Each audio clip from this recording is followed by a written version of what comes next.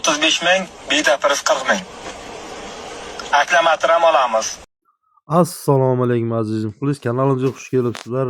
Aziz muxlis, kanalimizda mehmon bo'lsangiz bitta like va obuna tugmachasini bosib qo'ying. Bugungi mavzuyimiz Jasur Tayson, Jasurbek Qashqadaryo o'g'loni haqida bo'ladi. Bu yigit juda ham kundan kunga internetda porlab bormoqda. Uning nomi, tili, uning so'zlari, har bitta ishlatayotgan so'zlari internetlarni portlatyapti. Har bitta gaplar, akkumulyator, balchiklarim, barcha so'zlari internetni portlatyapti do'stlar va akalar.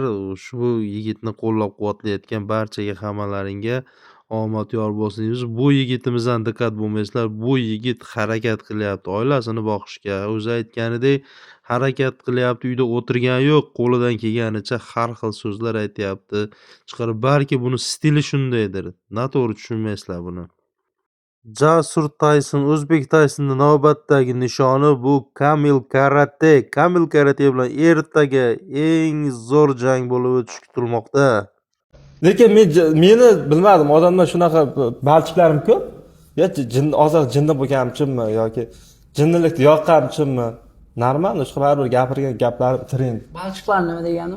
Balchi, ya'ni fanat. Fanat, bunga. Ты уверен, что это у нас скучно? Jayda achasiga aytganda fanat. Tushunadingmi? Balchik. Balchiq dema.